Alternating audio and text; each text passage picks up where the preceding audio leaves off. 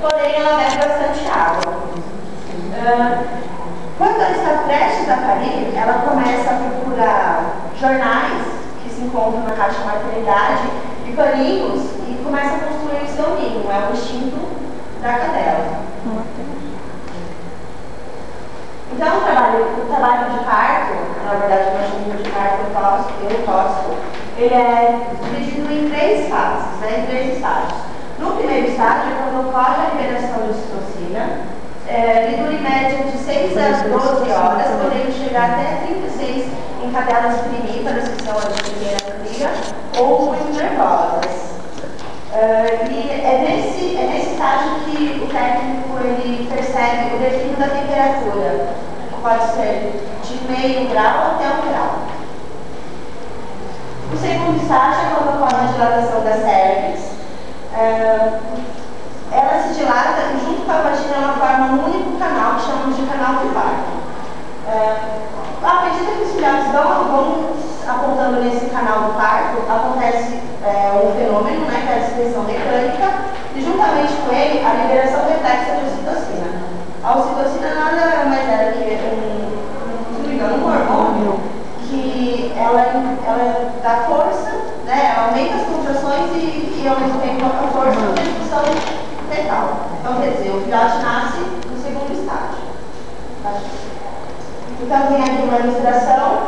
Um técnico que tem um bom conhecimento de anatomia, que tem uma experiência, ele está apto a verificar se a dilatação, se a cadela tem dilatação.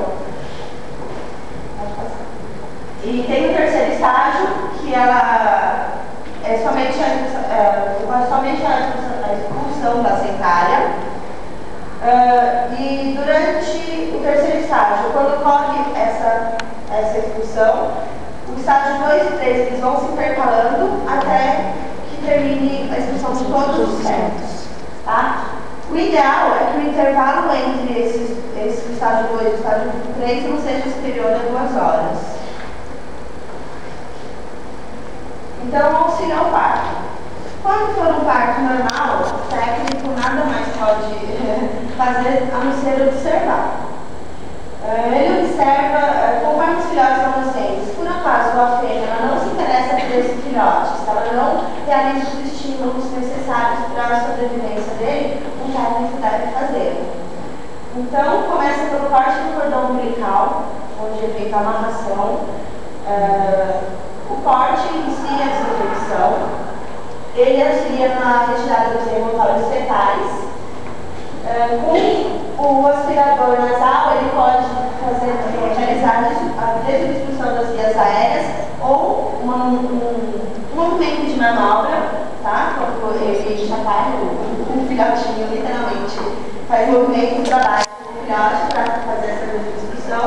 A massagem torácica, que ela vai estimular o filhote a respiração e a circulação. E em seguida, após essa massagem e a secagem do filhote, ela deve colocar um leite aquecido. Então, aqui seria mais ou menos um movimento de manobra no auxílio. Por exemplo, quando um filhote é muito grande, às vezes a fêmea não tem contração suficiente para realizar a expulsão desse filhote, o técnico pode auxiliar, desde que conheça bem a anatomia do animal. O auxílio à cesariana, já fiz tudo. Quem faz o trabalho mesmo, o parto, é o médico veterinário, nossa função lá é o auxílio. E de que maneira nós vamos auxiliando? Como é um procedimento muito rápido, tá? O médico veterinário tem pouco tempo para retirar os filhotes do corpo uterino. O técnico ele tem que ser rápido e eficaz para a ressuscitação neonatal imediata, tá? Que nada mais é do que os movimentos torácicos, retirada dos envoltórios fetais. A desobstrução é feita da mesma maneira como se fosse um parto normal. A secagem inclui o funcionamento deles no local aquecido. Os cuidados com o recém-nascido. É muito importante que eles sejam identificados, pesados e que ingiram o colosso o mais rápido possível. A melhor maneira de acompanhar o desenvolvimento de um filhote é fazendo a identificação. Porque muitas vezes tudo igual. É difícil saber quem é quem. Então, essa identificação pode ser feita com fita de cetim colorida. Aqui é a pesagem. Ela deve ser feita imediatamente após o nascimento. Depois de toda a manobra de ressuscitação, de retirada de inventários, secagem, enfim. O filhote deve ser pesado.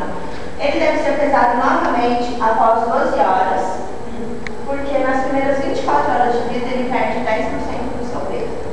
Se for um filhotinho saudável, em 3 dias ele retoma esses valores. É importante que eles sejam pesados diariamente até os 14 dias de vida, pois se no 15º constarem que o filhote não ganhou o dobro de peso, é necessária uma suplementação alimentar. Ajustando um pouco do colosso. É função do técnico auxiliar esses filhotes, se bem que por instinto eles procuram os seios da mãe para se alimentar. Por que é importante a digestão do colosso? Porque eles têm um sistema imunológico deficiente e o colosso ele é rico em anticorpos e promove a defesa do organismo. Então tem uma perninha da digestão do colosso. Pode passar. Os filhotes órfãos. É importante que, se por um eventual óbito, acidente, a mãe